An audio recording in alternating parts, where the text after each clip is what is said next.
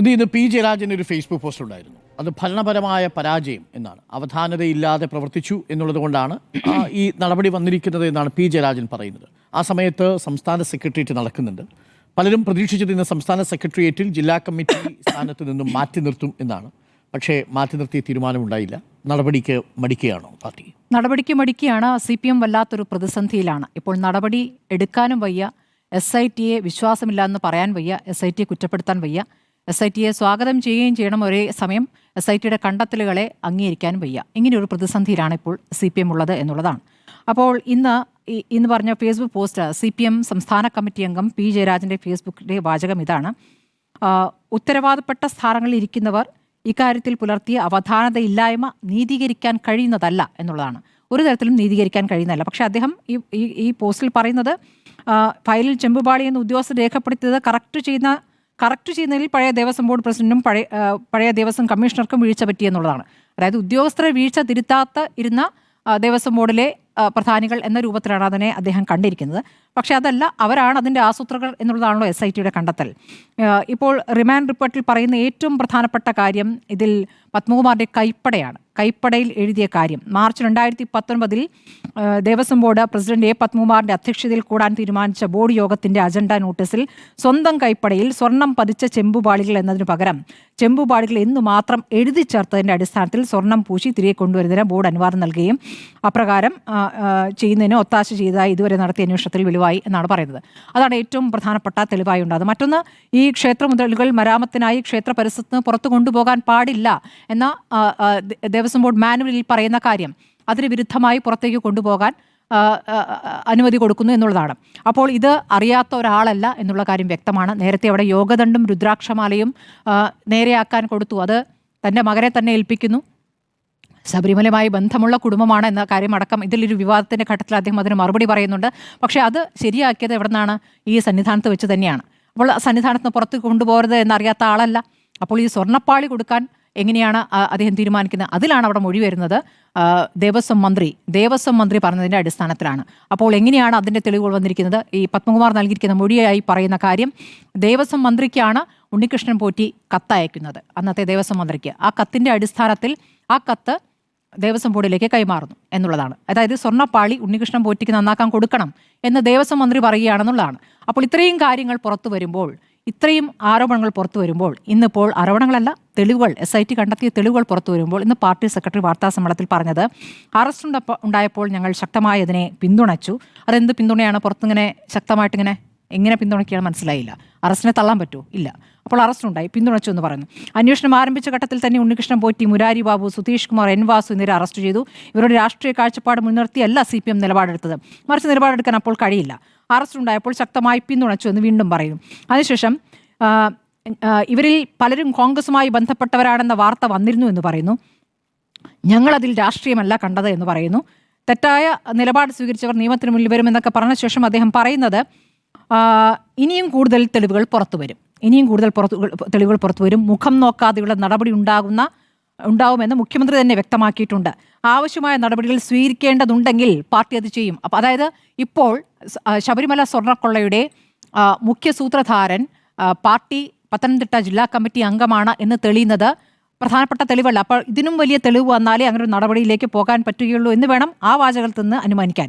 അതിനി കോടതിയാണ് തീരുമാനിക്കുന്നത്. അദ്ദേഹം ഇപ്പോൾ കുറ്റാരോപിതനാണ്. അതായത് ഇന്നലെ എന്താണോ അദ്ദേഹം മാധ്യമങ്ങളോട് പറഞ്ഞതെന്ന് ഒന്നുകൂടി സെക്രട്ടേറിയറ്റ് യോഗത്തിന് ശേഷം വിശദീകരിക്കുകയാണ്. കുറ്റക്കാരനെന്ന് കണ്ടെത്തിയിട്ടില്ല എന്ന്, ഒന്നും മറച്ചു വയ്ക്കാനില്ല എന്നൊക്കെ പറഞ്ഞ് ബാക്കി കാര്യങ്ങൾ ഇങ്ങനെ വിശദീകരിക്കുകയാണ്.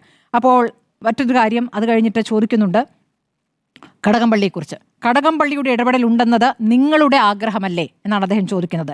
അതിനുശേഷം ആരുമുണ്ടെന്നോ ഇല്ലെന്നോ താൻ പറയില്ല. അവിടെയും ഒരു ഉറപ്പില്ല. കാരണം ഇനി അത് കടകംപള്ളിയിലേക്ക് പോകുമെന്നുള്ള ആശങ്ക പാർട്ടിക്കുണ്ട്. അപ്പോൾ എന്തുകൊണ്ട് പാർട്ടി നടപടി എടുക്കുന്നില്ല എന്നുള്ളതാണല്ലോ.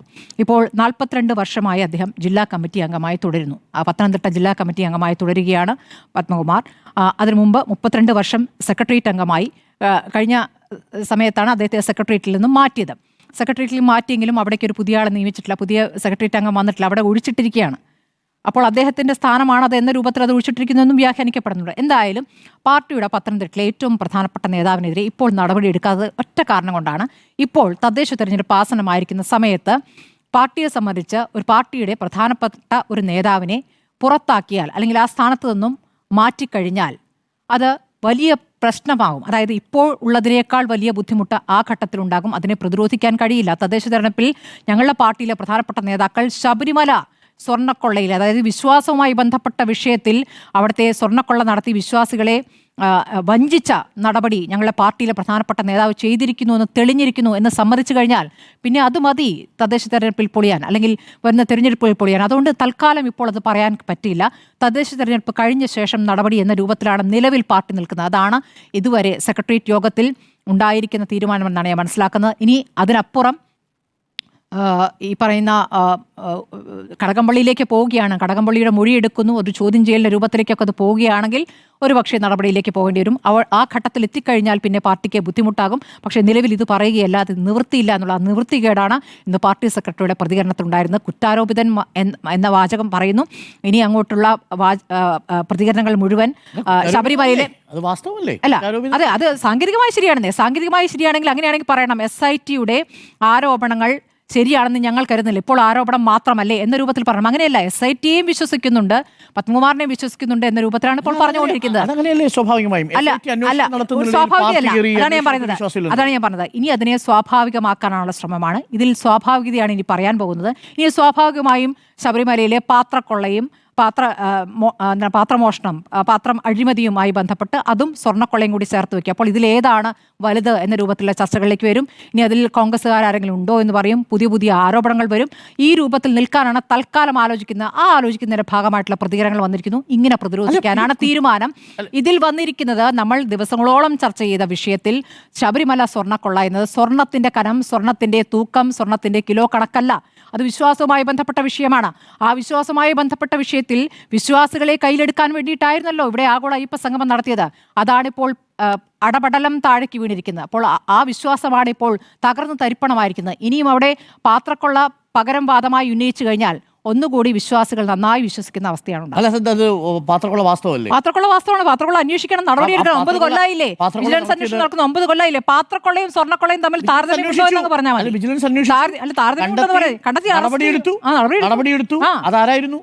മന്ത്രിയുടെ അനിയൻ ആയിക്കോട്ടെ, നടപടി എടുത്തു കഴിഞ്ഞാൽ നല്ല കാര്യം. നടപടി എടുക്കണമല്ലോ. അല്ല, ഞാൻ ചോദിക്കുന്ന ഒറ്റ കാര്യം, ശ്രീകോവിലിലെ കട്ടിളപ്പാളി മാഡം പറഞ്ഞ പോയിന്റാണ് കറക്റ്റ്. ശ്രീകോവിലിലെ കട്ടിളപ്പാളിയും വിശ്വാസികളെ വിശ്വാസത്തിന് മേലെയാണ് ഇപ്പോൾ ഇത് വഞ്ചന നടത്തിയിരിക്കുന്നത്. ഒരേ ഒരു ആർഗ്യുമെന്റ് എനിക്കുള്ളൂ. കുറ്റാരോപിതൻ എന്ന് പറയുന്നു. ഇപ്പോൾ നിലവിൽ കുറ്റാരോപിതനാണ്. കോടതി കണ്ടെത്തുന്നത് വരെ എല്ലാ കേസിലും ഇങ്ങനെയല്ലോ. എന്താ? എല്ലാ കേസിലും ഇങ്ങനെയാണ്. ഒരു സ്ത്രീ വന്ന് ഉമ്മൻചാണ്ടിക്കെതിരെ കേരളം മുഴുവൻ സമരം നടത്തുകയും തലസ്ഥാനം സ്തംഭിപ്പിക്കുകയും ചെയ്തപ്പോൾ കുറ്റാരോപിതനായിരുന്നു. അപ്പൊ എന്തായിരുന്നു? രണ്ട് കേസും അങ്ങനെ നിങ്ങൾക്ക് ഈക്വലൈസ് ചെയ്യാൻ പറ്റൂ? ഈക്വലൈസ് ചെയ്യും. ആരാണ് ഇതിനകത്ത് പരാതിക്കാരി വന്ന് പരാതിക്കാരി പ്രത്യേക സമയങ്ങളിൽ പ്രത്യക്ഷപ്പെടുന്ന പരാതിക്കാരി ആദ്യം പരാതി പറയുമ്പോൾ നമ്മളെല്ലാം ഞെട്ടുകയും അതിനൊപ്പം നിൽക്കുകയും ചെയ്താണ്. പിന്നെ പ്രത്യേക ചില കാലഘട്ടങ്ങളിൽ പരാതിക്കാരിയെ എത്തിക്കും, പരാതിക്കാരി പിന്മാറും, പരാതിക്കാരി വരും, പരാതിക്കാരി പിന്മാറും. ഈ തരത്തിൽ അവരെ ടൂളാക്കിക്കൊണ്ട് ഇവിടെ നടത്തുകയാണ്. ഇനി അതിനൊന്നും ന്യായീകരിച്ച് മെഴുകല്ലേ പ്ലീസ് ഡോക്ടർ അരുൺ. ഞാൻ എന്റെ പോയിന്റ് പറഞ്ഞു. ആയിക്കോട്ടെ, നിങ്ങൾ ആ വാദം കൊണ്ട് മുന്നോട്ട് പോകുന്നേ, നിങ്ങൾ ആ ഫാക്ടുമായി മുന്നോട്ട് പോകുന്നേ, നന്നായി വരും. പാത്രത്തിന്റെ കാര്യത്തിൽ പറയുന്ന സമയത്ത് സ്മൃതി പറഞ്ഞു, സ്മൃതി തന്നെ ഒരു മുൻകൂർ ജാമ്യം എടുക്കുക പാത്രവുമായിട്ട്. എനിക്കറിയാം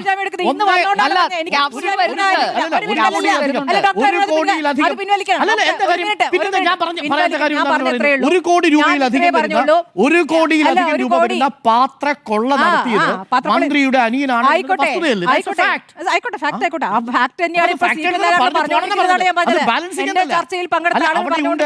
അവിടെയുണ്ട്. അത് മാത്രമല്ല, പരിപൂർണ്ണ കമ്മീഷന്റെ കണ്ടെത്തലുകൾ എന്താ?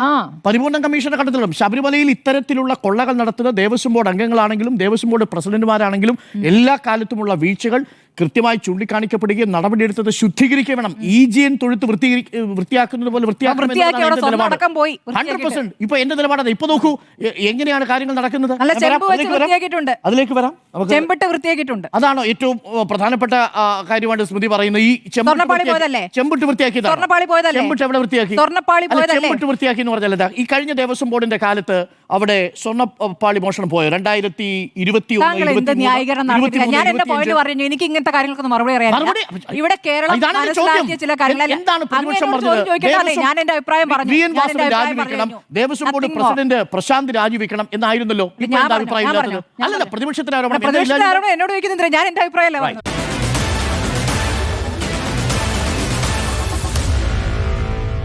Meet the editors.